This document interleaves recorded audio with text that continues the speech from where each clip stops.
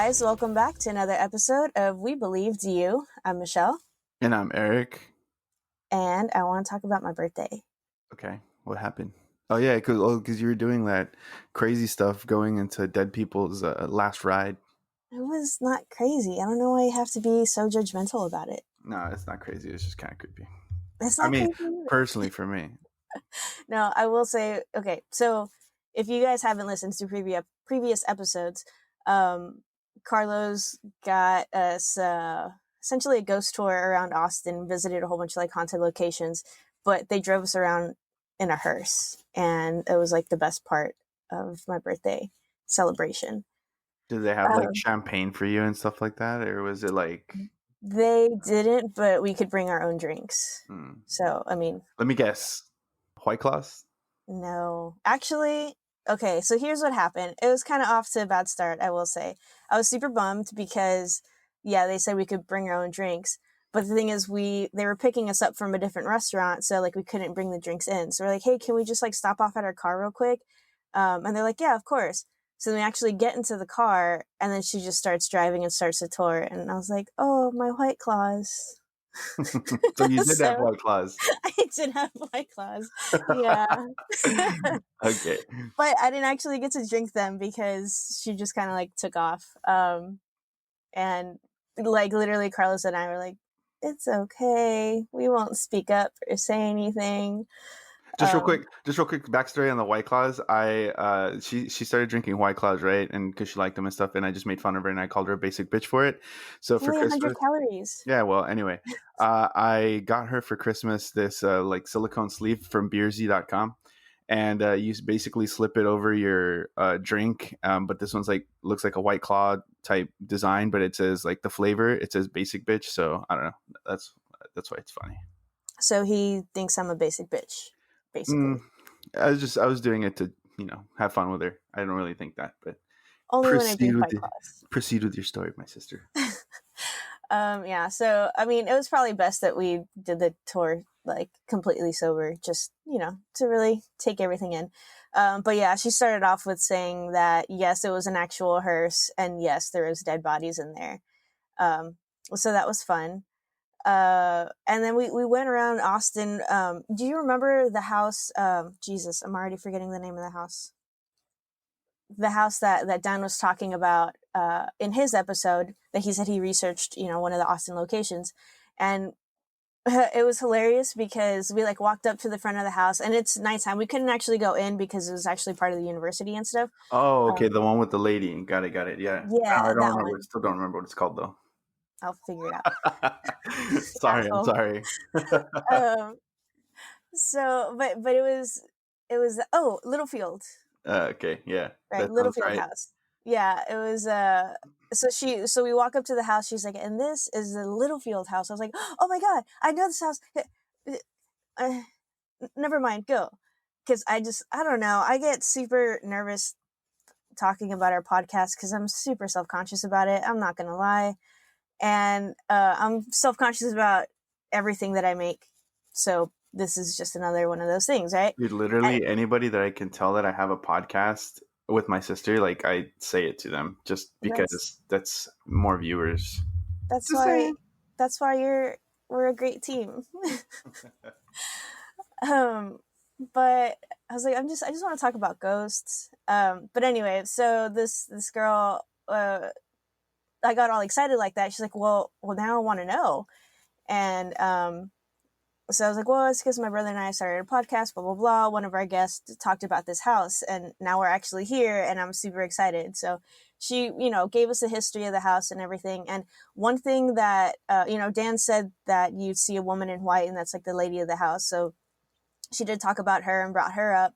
But one of the creepy things, and probably like, yeah, one of the creepy things that she mentioned was she used to like watch the UT Tower being built, like before it was actually built. And she would see like a dark cloud over it, like above it. And she actually wrote it in her journal that she would see this dark cloud over it. And it was just kind of like an ominous looking thing. And fast forward to, do you remember the sniper shootings that happened at the UT Tower? Yeah. Charles Whitman. So the creepy thing was, I mean, I don't personally remember it, but I've oh, heard about it. okay, well, if, just a super quick thing. Charles Whitman, he went up to the UT Tower and just essentially started sniping people, just random people on the street, and he killed a lot of people. But the really creepy thing is, like, in his like manifesto, or whatever, he was mentally ill. Like, he had issues, but he talked about a black cloud over the UT Tower, and that would reach down and try and like touch these people to take them to hell. So that's why he was killing them, to save them, quote unquote. Um, but I mean, there's no way for him to know that. What was in her journal? Yeah, what was in her journal, because I mean, it's a private journal, and this was like 30 or 40 years, I think, in between. And yeah, it's not like her journal was made public. And yeah, so that was just kind of like a creepy thing that, you know she told us, that I was like, that's, yeah, it is pretty weird. But a couple other places we visited were the Tavern, in Austin, and then a restaurant called the Clay Pit, and we actually went there last night to eat, or have a drink at the Tavern, and then we went to eat at the Clay Pit. So that was fun. Um, and yeah, I mean, just rode around, heard the ghost stories, heard the, backstories of like why these ghosts are there and who they might be and everything. And it was super fascinating. I mean, like I said, I knew it was going to be a lot more of like a history lesson than actually trying to look for ghosts. But we didn't. We also went to the Driscoll too. We started there, and it was just a lot of fun. Honestly, I didn't experience anything. I just spooked myself out more than anything. But it Uh, was it was a good time. I was gonna ask if you had experienced anything while you were going through it. No, I think I just kept giving off these vibes of like, I don't want to see anything. I do, but I don't want to see anything, but I really, really do, but I don't. And the ghosts are probably like, listen, you can't make up your mind. I'm just going to leave you alone. That's probably what I would do. So Yeah. they left me alone. And I mean, it's not like we're sponsored by them or anything, but I mean, do you want to give people, like, if they want to do this ghost Oh, hell tour? yeah. Yeah. So it's called Haunted ATX. Right now they're only doing private tours, which I mean, it's not a bad thing because you can ride around in a hearse. They also do van tours with like, random group of people, but because of COVID, they kind of shut that down. But if you have a big group of people, I mean, you can take one of those vans instead. It was a lot of fun. I had a good time. Our driver was really nice, and yeah, she just forgot to take us to her car so I could get my claws. But whatever. Yeah, I mean, it sounds fun for sure. I It mean, was. like, I know I give you a hard time about the hearse, but I do feel like it is a little creepy. But I mean, I think it's part of the experience, so I would probably still be down to do it. And I will say, it was very weird, like coming in and out of a hearse, like in downtown Austin, just Did you like just have cars people passing staring at by. you? Yeah, I mean, I'm sure. Yeah, I tried not to like look at anybody because I was super self conscious. But yeah, it was just kind of funny, You should have had like Carlos like drag you out of the back and just be like, right? you're dead and shit. That'd be Just fun. gone limp and have him like, Yeah, yeah. Or they should have opened the back and just like just pulled me tossed you out. in, Yeah, or, that or, would or have been tossed great. you like had both of them like carrying you, and then just like 1, 2, 3, and like tossed Yeah, you in the back. That would have been awesome. damn it. That would have been. I did take lots of pictures, so maybe I'll post those on the Instagram of the Driscoll and the Littlefield house and everything.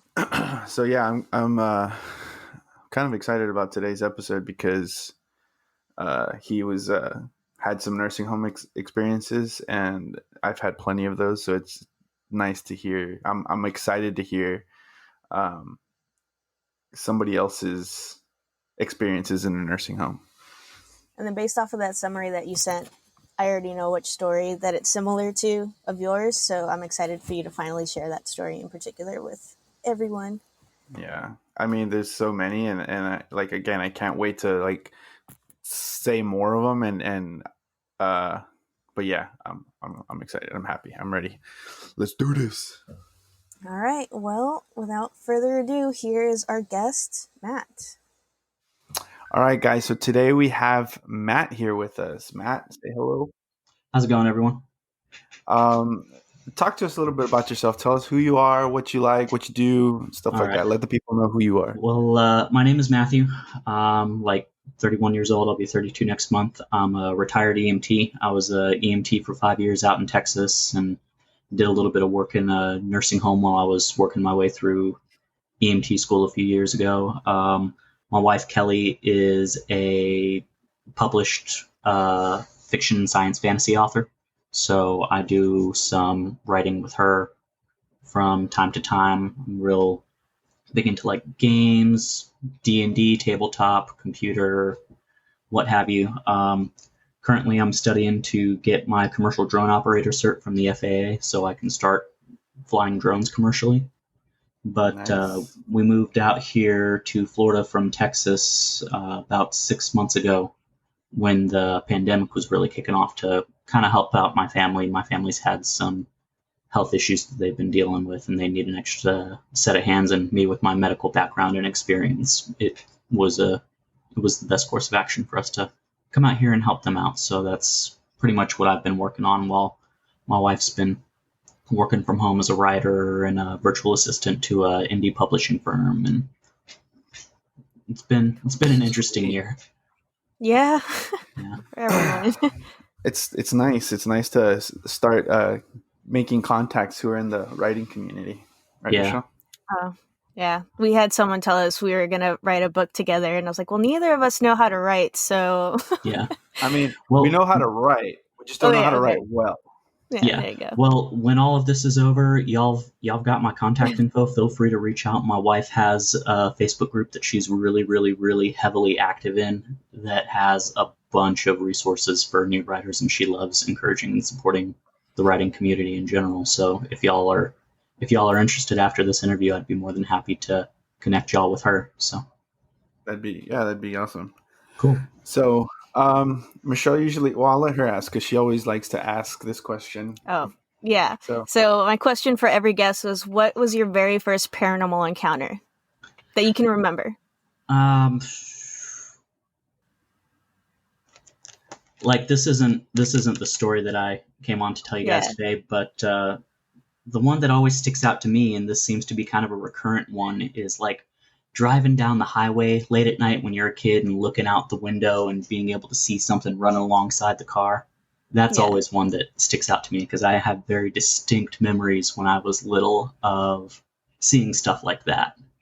So that was really cool. what was it that you were seeing? Like, was it an animal? Was it a person? Was it It just was some random? it was kind of like a greyhound, is what it looked Okay. like Hmm. to me, Hmm. but like bigger and cooler looking. A hellhound. I was gonna say I wanna say there is some sort of creature like that, but I just don't know off the top of my head what it would be. I would have to actually look it up and see. But that's Yeah. interesting. Yeah. Well, But I yeah, know I that there. grew up in Florida too, so there's always weird stuff happening down in Florida. So Yeah. I was just gonna say that I know as a kid, like I always, especially driving down to the valley, if you're going to San Antonio or anywhere up north, really, you have to go through like Kings Ranch, hmm. and it's just a whole bunch of nothing.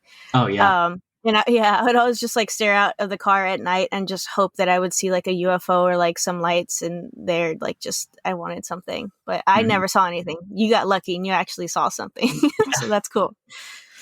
Yeah, the closest I've ever come to anything like that is I think driving up to Houston from Brownsville. My wife and I were in the car, and I want to say it was sometime around maybe winter or like around this time. And there was like you would just look over and you would see deer like on the side of the road, just Hmm. chilling, you know. But the thing is, like, since it's dark and like you're just driving past them, the light barely hits them, so they don't look like actual.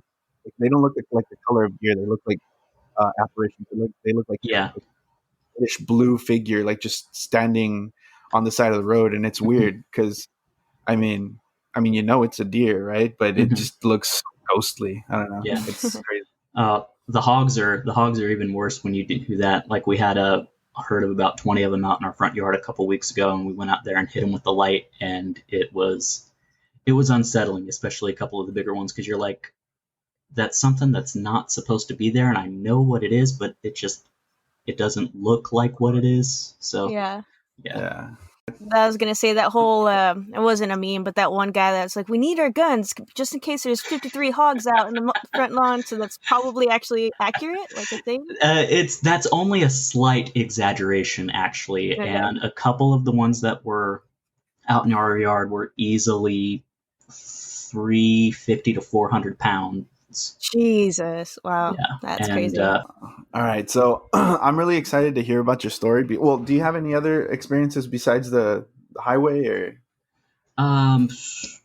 when I was in college, me and my friends worked at this church camp in Florida, and pretty much all the places I've been to have been out in the sticks. It's away from people, especially at night. Everything's dark. There's not a whole lot of light aside from what you have up in the sky.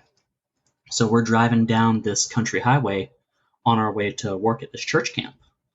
And off in the distance, we see a formation of lights. And we're like, well, there's a Air Force range nearby. So we're not really thinking a whole lot about it. It's not unusual to see like the old AC-130 gunships doing drills. It's not unusual to hear fighter jets and stuff like that out there. It's not unusual to hear explosions out there. Well, this formation starts changing shape. Like at first it's 3 lights in a triangle, then it's like 4 lights in a square, then a diamond, and then it's like 6 lights in a circle, and then the lights just disappear. And then they reappear much closer in like a diamond formation again, and then they just disappear again. And we're like, what the hell? So me and my roommate pull into the camp, and it's dark. It's like 9:30, 10 o'clock at night. A bunch of our buddies were at the church that they were at practicing for like a band concert or something like that. And we pull in, there's no lights around. We're like, dude, no, bad vibes, bad vibes. So we turned around, we got back on the highway, and we did like 90 going to this church because we weren't sure what it was. But us being in college, we're like, the only way we're going to be safe is if we're in a church right now, because this is some weird stuff.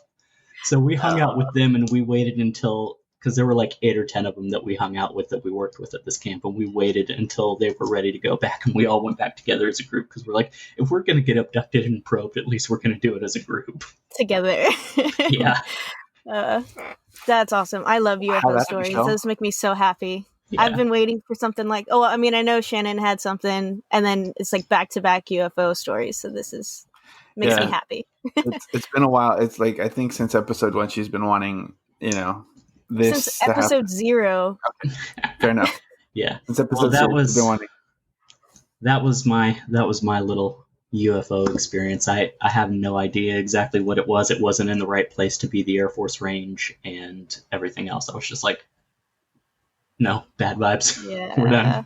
That's awesome. Well, that's exactly what Shannon said. She saw the lights. She's like, yeah, it just didn't feel good. Like, I felt this sense of dread. And I'm like, I told you. I mean, I guess you would feel a sense of dread when you see something like that in the sky, right? But it's just, I don't know. We pulled into that camp, and it wasn't like it's the SpongeBob episode. This isn't your usual darkness. This is an advanced darkness. So we're just like, we're gone. Yeah. That's awesome. I mean, I don't know how you wouldn't feel a sense of dread after watching Independence Day. Yeah, there is that. That came out. God, what year did that come out? 90. Was it 98? Yeah, I was like 9-10 years old probably when that came out, somewhere along those lines. So that came out at a very formative moment in my life. Yeah. That's true. Yeah. Now I need to look it up. Jesus. I figured, Michelle, do you have any questions regarding? Do you want to talk about it a little bit? I mean, when you said like triangle shaped, I mean, that's like, I know a lot of people say that the triangle shaped UFOs are like a government kind of thing, but then it went to square, then diamond, then circle, and I have nothing for you. I don't know. Unless it's just like a whole bunch of different little smaller UFO things that are just changing formation. I don't know. That it's just creepy. I want my own UFO experience, but I don't want that sense of dread. Can do without that. For sure. Did you find it, Eric? Yeah, 96. Oh yeah, I was just a little guy. I was like, I think I was like 8 or something, depending on when it came out. Probably shouldn't have been watching it, but watched it anyway. Yep. All right, so yeah, I mean, I'm really excited about this story because I've had a similar experience. So like when I read this, I was like, it was intriguing to me. I mean, I don't think I obviously got all the full details. It was just like a brief summary of it. Mhm. But yeah, I mean, I'm excited for you to, get into it and tell this story. Cool. So, guess this is the part where I tell the story, huh? Yes. Yeah. Okay, cool. So, I've been working at this nursing home for like a couple of months. Just finished up with EMT school. EMT school started with me like ending an engagement with this girl that I'd been seeing for about a year. I proposed to her, and then things just kind of badly fell apart. So I just kind of threw myself into the whole school and healthcare thing. And one of my partners in EMT school hooked me up with this job at the nursing home. Good place to practice your skills, get used to dealing with a very common percentage of the population that you see in healthcare in general, especially in EMS, and just get some practice underneath you. So I usually worked mid shift 3 to 11, but if I needed to pick up extra money, I'd also do 11 to 7. So I'd pull like a 16-hour shift, go home at 7 o'clock the next morning, sleep for a couple of days, and then be back going. So most of the time, the night shift, the overnight, you'd have a couple of residents go on their call lights because they needed help getting up, transferring to the restroom, stuff like that. There wasn't ever really a whole lot of emergent stuff that happened at night. Well, this one night, it was about 12:30, 1 o'clock in the morning, and one of the call lights went off for a resident that we really didn't deal with a whole lot. I was in an assisted living, so it ranged from people who were with it and just wanted that extra layer of security around in case something did happen to them because they were getting older, to they just needed help taking their meds, to assistance with daily living, showering, stuff like that. And this resident was one of our walkie-talkies, one of the ones that was completely awake, alert, oriented, and with it. So we go to their room to answer the call light, and they're sitting in their living room watching like I Love Lucy reruns or something like that. So we knock on the door, we announce ourselves, we come in, we're like, hey, your call light's going off, is everything okay? And they're like, oh yeah, everything's fine. I just wanted to introduce you to this person before they left, but it seems like they already left. And we're like, okay, that's odd because no one had come to visit this resident all day. They usually checked in at the nurse's station. They certainly didn't stay till like 12:30, 1 o'clock in the morning. So we're like, can you describe this person? And they're like, she was this pretty little blonde girl, probably about your age. This was like 5 years ago, so I'm like 25, 26. She's like, she's about your age, beautiful blue eyes, nice black dress, and nice flowing blonde hair. So we're like, that's strange. If you see her again, let us know, because we would very much like to talk to her, because you don't give them this weird look like, what the heck are you talking about? That's just not how it works. You try to get more information, you either redirect or something like that. And that's just not how you do things. You kind of play into it a little bit. You like, okay, well, if it happens again, let us know. So we go back and document it, thinking that's a change in mentation for this person who's normally with it to be hallucinating. So about a week and a half, 2 weeks later, one of our residents that was circling the drain, which is what we say when they're on the way out, there's not anything we can do, was on hospice, goes on the call light. So we go in the room, and this resident's really agitated. I want you out. I want you out. Get out of my room right now. We're looking around. There's no one there. We're like, ma'am, what's going on? She's like, tell the girl in the black dress to leave. So we're like, wait, what? She's like, tell that girl in the black dress to get out. So we say, all right, it's time for you to go now. She'd like you to leave. And the resident chilled out after that. But that was one of those things that really just kind of made us really, really, really anxious and uncomfortable. Working in healthcare during the night shift in general is kind of a surreal thing. I mean, whether you're in the nursing home or you're in the hospital or you're on the truck, there's kind of a surreal nature to it. Just the lighting is different, the atmosphere is different, everything is different. This nursing home I was working at, it's this multi-story building. My town is well over 100 years old, and this building is at least 50 or 60 years old. And there's a lot of ghost stories surrounding some of the old buildings in this town. There's an abandoned hotel. Well, there's 2 abandoned hotels now that have been around since the town was founded that have a whole bunch of really crazy stories attached to them. But this building was an older building. You had the creakiness. You had the lights that were flickering. There were spots where there was like mold in the carpets and mold on the ceilings. Very much that surreal, kind of creepy atmosphere at night. Yeah. Mm-hmm. So we would have to like go across the street and make sure that certain parts of the building were locked up at night and stuff like that. And whenever we went anywhere in the building, we always went in pairs. Even though the building was locked up tight, it was all the lights were off. It was dark. It was creepy. There was no telling what was going on. So anyways, fast forward to about a month later. We get a resident on the call light. They're down in the dining room eating lunch. So we go downstairs, we get the resident. They're talking to us. They're in a wheelchair, just bright and happy as can be. So we get the wheelchair, we're rolling it to the elevator, and the elevator door opens, and the resident goes, "Oh, wow, you are beautiful." And we look, and there's nobody in the elevator. And we're like, who's beautiful? And the resident says, "The girl in the black dress." And then they just slump over in the wheelchair dead. What? No. Yes. Dead. So this like resident... end of... Oh, like, God. Okay, sorry. Go ahead. No, it's all good. So that was our response. Our response was basically, holy shit. Like, we check a pulse, and there's nothing there. So we rush this lady upstairs to the nurse's station. She's a DNR.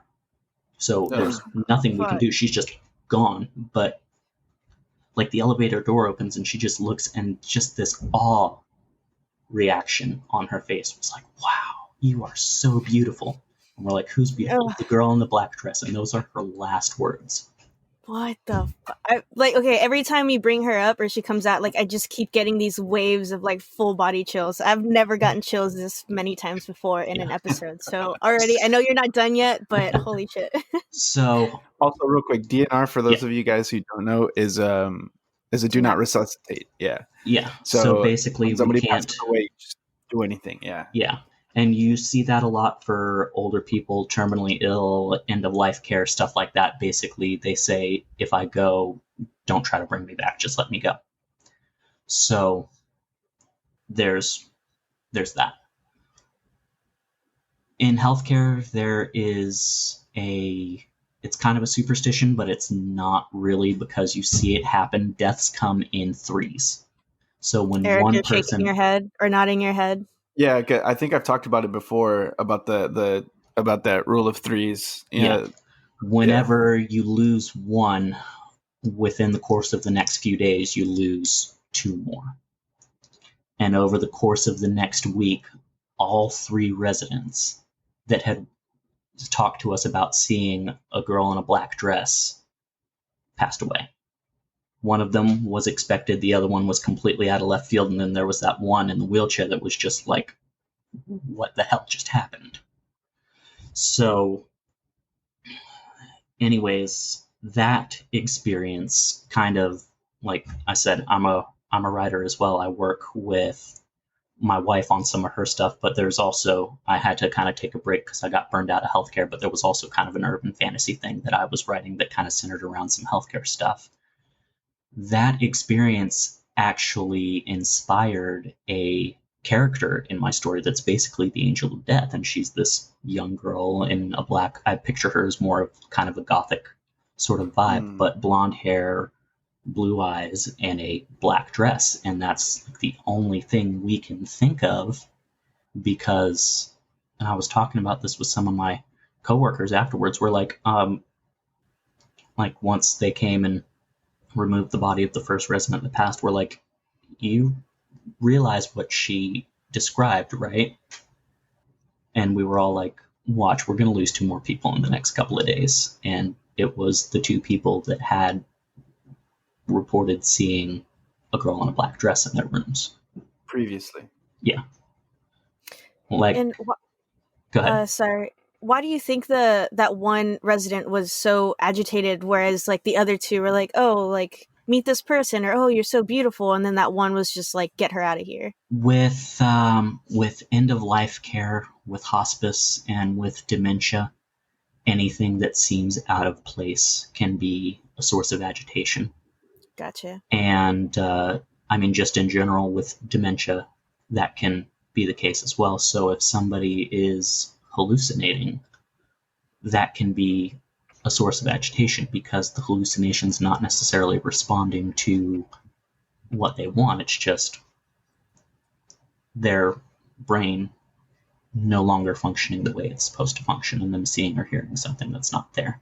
It's not uncommon for elderly patients, especially elderly dementia patients, to become very agitated and very disconnected with reality at times. Oh, okay. That makes sense. They'll fixate on things that aren't there or memories that aren't there. You'll see a lot of older patients, especially in like a nursing home setting, as they're on their way out, will talk about seeing loved ones that have passed beforehand, which is another kind of interesting thing in itself, because that is a very, very common thing. Mm. So with that one resident who was nearing the end and on hospice, that's not outside the realm of possibility. But with the other two, it's just, I don't really know how to explain their more chilled and laid back reaction to it.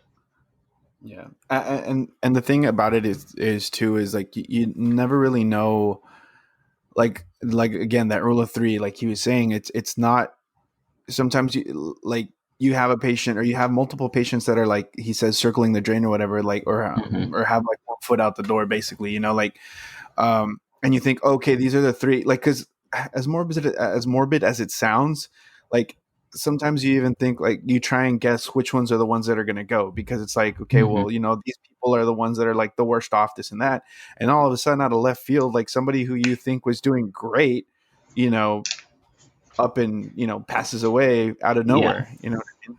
Mm-hmm. So it's just very crazy how that, I guess if you want to call it a phenomena, Yeah. it happens or works or whatever. Mm-hmm. And I experienced that same like rule of three phenomenon over and over and over again in the 5 years that I was an EMT. I worked very, very briefly on the truck and then transferred to a level 1 trauma ER just because the hours were better, the pay was a little bit better, it gave me a little bit more time with my wife. A lot of times it was the older patients. Every once in a while it would be like a really bad trauma call, like a bad car accident or gunshot wound or something like that. But it would always, once you got the first one, you were pretty much guaranteed that there were going to be two more. And sometimes it would be the same day, sometimes it'd be spread out over the course of a week. But usually there was one really bad week where it was like 6 over the course of 6 days. Yeah. So, but yeah, that's Yeah, just one of those things that happens in healthcare. and it's crazy, like you said too. I think one of the worst experiences that I had was like over the course of maybe like a month or a month Mm-hmm. and a half, we lost maybe about 6 to 9 people. Mm-hmm. Because it was just like, it just seemed like it was like, we actually ended up, I want to say it was between 6 and 9, but we did kind of lose count because it just seemed like, Yeah. it was And just constantly. yeah, and of course that's pre-COVID. Obviously, healthcare is an entirely different beast now. I got out of healthcare um, in October of 2019 is when I left the hospital and started working retail I needed to get out. I wanted to do my paramedic. I wanted to do my RN. I wanted to get on flight and be on the helicopter and everything else. But we had a couple of bad pediatric calls come in, and that just did it for me. I was just done, and I needed to get out. So I got out. I can But imagine that can take a toll on not only you, like physically, but like emotionally, yeah. on the soul level. Like Hmm. that's crazy. Yeah. especially the children. I work pediatrics right now, but I do home health, so I only work with one child, and I'm imagining the day that Hmm. something ends up happening, which I hope it doesn't, but I know it's going Yeah. to be devastating. Yeah. And as more, again, as morbid as it sounds, like it's just with elderly people, it's not that it doesn't you know Mhm. take a toll, or it's not but I mean, at that point It you're doesn't kind hit of you as hard. right, because it's almost They've lived expected. their You're life. Yeah, Hmm. exactly. Yeah. But I mean, I can imagine those pediatric calls that you had were a Hmm. lot more just draining, Hmm. um, yeah. I Because I know at the beginning too, for me, when I was a brand new nurse and I was having patients pass away, it was a very, very difficult thing for me to deal with, until again you just finally you have enough, and you're just like, all right, well, I mean, this is what I have to deal with, and Yeah. You become you kind of become, desensitized to yeah, it. you become a little bit numb or desensitized to the whole situation. A little bit. Yeah. And honestly, that's like a defense mechanism for your brain, Oh, I is bet. to Yeah. kind of be detached from it, especially with like the older patients, because you're able to distance yourselves when it's a younger patient, when it's a healthier patient, when it's a kid. That's something that hits you a little bit differently. But Did you ever hear about the blonde, blue-eyed girl in black again, or was it just these three it patients in was particular? it was only those three patients that I ever had that experience with. I was Oh, there okay. for maybe 6 months before I moved out to Texas for my wife and an EMT job. So I Okay. wasn't there very long, but the time that I did spend there, that was the main experience. And there were a couple of other little things like residents that were normally with it kind of hallucinating, but it was never anything like Like that. that. Yeah. Hmm. Mhm. But just going back to that, because I don't know if I mentioned the story to him, to Matthew or Matt, about a similar situation that happened with our patients, where this one lady, she wasn't really with it, but Mhm. she would talk to her husband a lot, um, and she was very jealous of one of the nurses, actually one of her night nurses, because she felt like the nurse was trying to steal her husband or something like that. Mhm. Yep. So then one day the nurse goes in there, or no, actually I think the nurse asked her, so something about the husband. And then the lady goes, "Oh, he's not here right now. He's working around. He's working in the halls." And we were like, or the nurse was kind of like, "Okay." And then the next door to that lady's room is where we kept the formula for the G tube feedings. Mhm. And so I was at my cart, my med cart, and the nurse comes out and she was like, "Man, I just had this really weird experience, this and that." So she starts telling me, and then all of a sudden, out of the corner of my eye, I see this man, shadow like figure, walk out of one of the rooms, or he starts walking out of one of the rooms. And I turn around, and I guess my face must have, like, just, there was terror on my face, because the nurse was like, next thing I know, the nurse is jumping towards me. And I turn back at her because I just see her jumping towards me. And I said, "What happened?" And she was, "I don't know, but I just saw your face and you looked very scared. So I got scared too." I was like, oh, and then I explained to her what happened. And the thing is, the two residents that were in that room, Mhm.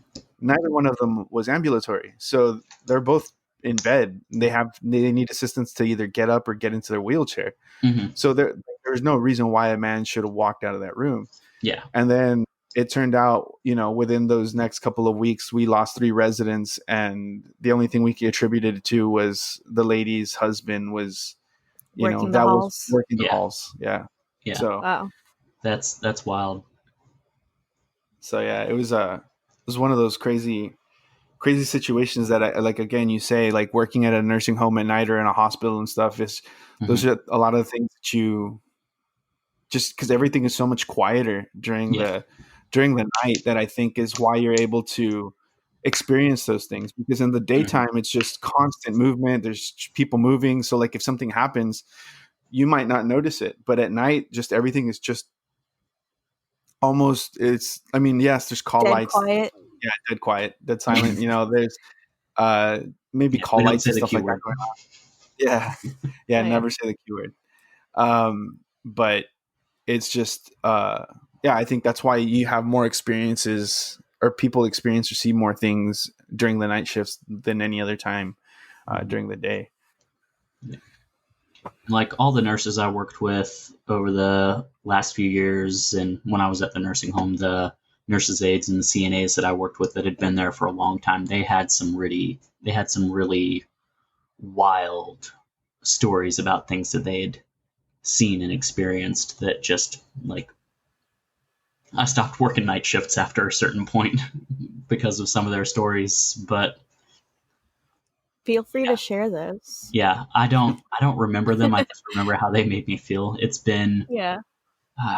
It's been like, I was an EMT in Texas for 5 years, so 6 years it's been since I've actually worked in the nursing home.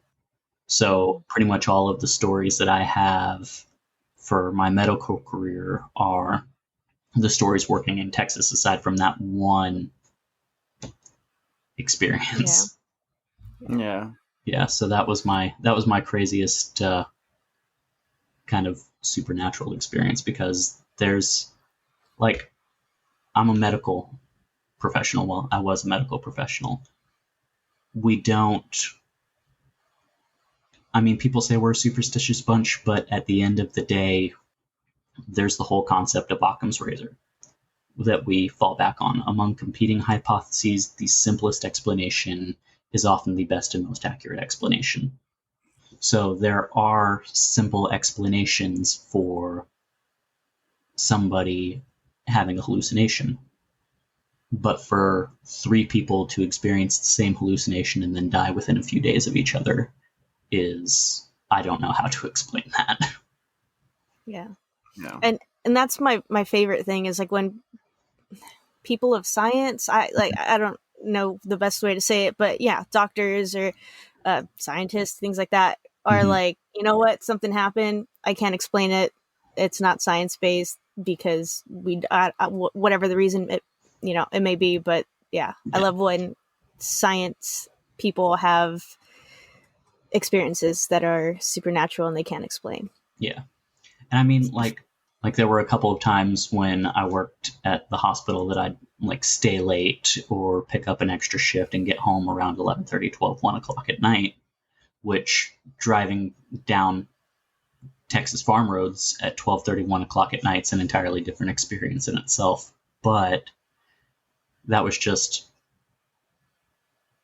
I can still very clearly I can hear that woman's voice being like, wow, you are beautiful. And then just being gone. That still blows my mind. That's crazy. I mean, at least she saw something beautiful and positive before she went. Yeah. But still. Yeah. I mean, we hope. Mm-hmm. In her eyes, it was beautiful.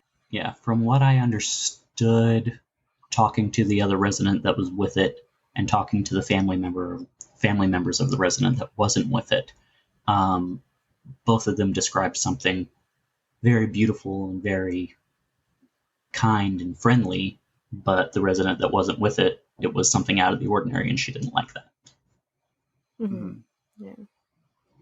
So, I mean, and it's something very like surreal being with somebody for like their last breath, like, just being there and just experiencing that life leaving the body is just, it's weird. It's different. It's not, I don't know how to explain it. It's just, it's not really something. Yeah. That's the best way you can explain it, honestly, is that. I kind of want to like not change the topic, but ask something else just to it being a little lighthearted because I'm sad. No, it's all good. But we had another former Floridian. Is that Floridian? Okay. Floridian, you had it right and he talked. Okay, he talked about a lot of weird stuff that happened in Florida, and you said the exact same thing. Why do you think Florida is so weird? Not necessarily the people, but just things that happen there. Well, I mean, there's a lot of places like it in the United States when you think about it, but Florida is stolen land. It belonged to like the Seminoles and a few other tribes that made the area home and was conquered by the Spanish when they invaded. And the Spanish weren't known for mercy when they invaded a land. Like you can like read stories about how Christopher Columbus treated the Caribbean or how Cortez handled South America or Mexico or wherever it was he landed. I don't remember off the top of my head, but I think there's some of that. I think like just the swamps and the wildlife and everything else around here, it's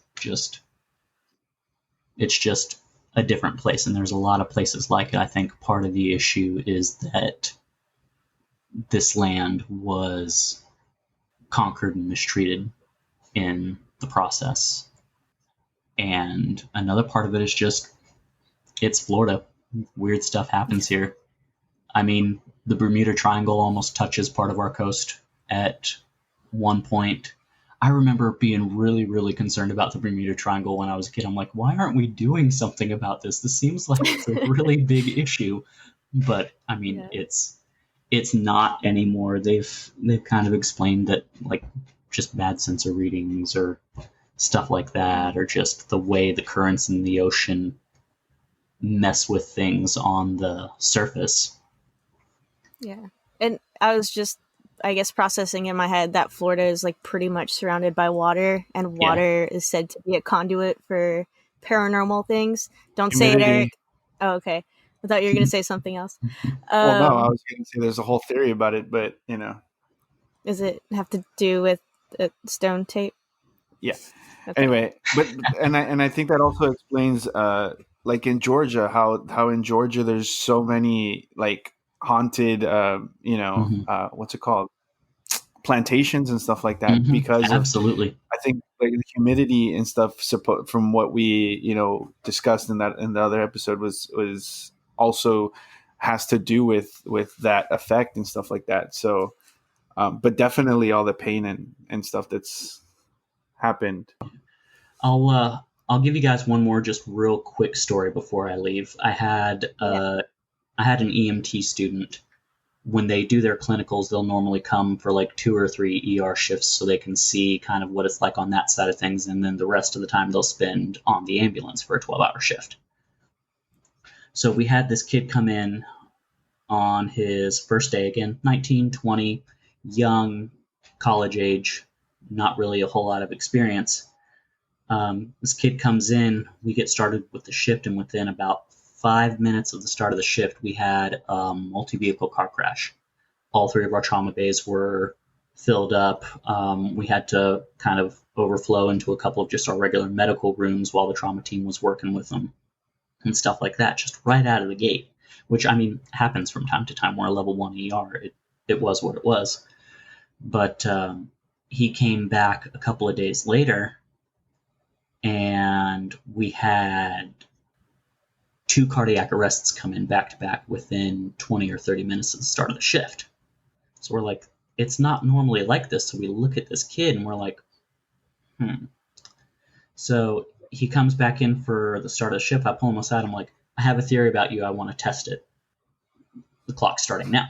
He's like, wait, what are you talking about? I'm like, I have a theory that you're a black cloud. If we get the shit kicked out of us within the start of the first hour, you're a black cloud. And there's things that we need to do about that. If everything's good, then it was just bad luck on your part.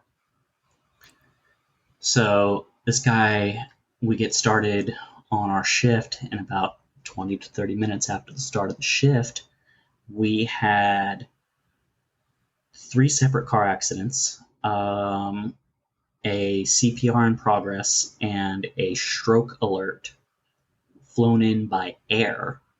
Like, all of this came in by air. So we were back and forth from the helipad, and like a couple of times it was a hot drop where the helicopter doesn't spin down, so you have to duck down, go underneath the rotor, help them unload, bring it back in.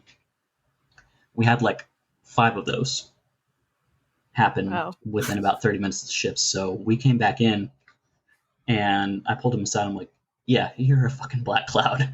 And all the nurses are like, yeah, you're definitely a black cloud. So they ended up Oh. taking him from me and giving him to the trauma nurse that was just like blood, guts, and glory. That was her thing. She actually ended up going to nurse practitioner school. She wrote a bunch of the treatment protocols for our trauma department. That's how good she was.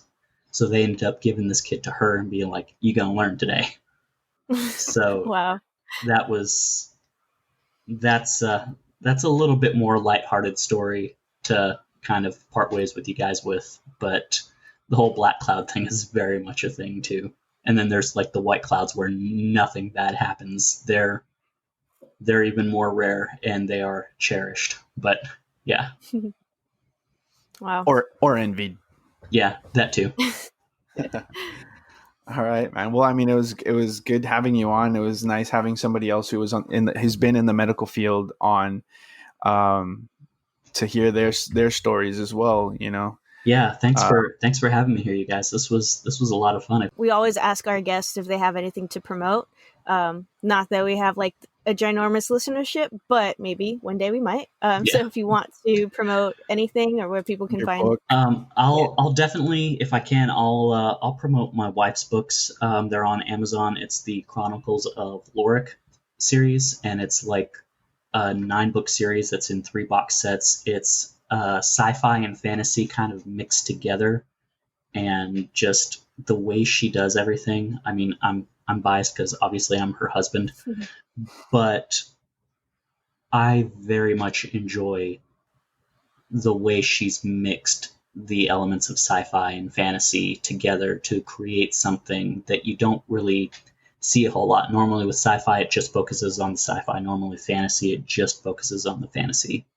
You've got magic, you've got dragons, you've got space battles, you've got all kinds of really cool Wow. stuff. So if you're into any of those things, Kelly Blanchard Chronicles of Lorrek series, that would be the thing that I would promote. I don't have any of my stuff published or even finished with the first draft yet, so I can't promote any of my stuff, but I can absolutely promote hers because it's pretty awesome, and she's been working real hard on it. So, Well, we'll definitely put in an Amazon link to the Facebook page and Instagram and the YouTube channel when it gets up. awesome. Thank you very much. I appreciate that. I'm sure she'll appreciate it too. Oh, of course, man. We appreciate you being on here with us. Yeah, not a problem. This has been a lot of fun. Yeah. Thanks for those full body chills. It was great. Not a problem. What did you think? Just as I suspected. I had full body chills every freaking time, just like wave after wave of full body chills. I have not felt that in so long. That was great. That's crazy. I mean, again, it's like for one person to sit there and tell you, hey, like I saw this person, but then for 3 different people to see the same thing, that's just crazy. Yeah. And then the elevator where they walk her into the elevator, she sees the lady and just dies. That's You're so beautiful. Blech, dead. yeah, What the that's like fuck? something out of a movie. I was waiting for something else. I was like, no way. But no, he's like, no, like that was it. Okay. Yeah, that's nuts. Yeah, again, like I was excited to hear that because, I mean, obviously I've had personal experiences there, and you hear other nurses talk about their experiences at their nursing home, but to hear somebody like in a different, place have similar experiences, or you hear the rule of 3 and you're like, is that just like an area thing, or is that like a around the world thing, but it's a thing, man. Yeah. I will say actually now, since like we talked about death for like a whole hour, there's a new TV show on Netflix called Surviving Death. Have you heard of it? No, I haven't heard of it. Watch it. Like I'm only 2 episodes in, but I'm like first 30 seconds of that first episode I was hooked. Like it's really good. And any of our listeners, like if you love all things like afterlife, watch that. And I mean, they have mediums on there and stuff. It's just, yeah, I have, like I said, I haven't even watched the whole thing. I'm 2 episodes in. The first episode is mostly about near death experiences and stuff, but watch that. That's awesome. Alrighty, man. Yeah, like I said, I was happy to hear his stories, and I'm excited to share more of my experiences as well in the nursing home, and other people's too, like other nurses who have had experiences, or CNAs or doctors or whoever it is that's worked in a hospital, janitors, custodians, because like just there's so many, I know there's so many stories out there of people having experiences, and I'm excited to tell and hear those stories, just like I was with Matt, because it's crazy. It's I don't know how else to explain it besides it's crazy, like the experiences that you can have in a place like that. Yeah, I bet. I can imagine. So if you guys do have any of those stories, or if you do work in the medical field, I mean, obviously, if you don't either, if you don't either, but going off of that theme of those, if you do have any of those stories that you guys want to share with us, you can DM us or email us, and you can reach us on Instagram. It's at We Believe You Podcast. On Twitter, it's at WBDY Podcast. On Facebook, it's We Believe You with a question mark. And our email address is webelievedyou@gmail.com. So send those stories out. We want to hear them because we believe. Do you?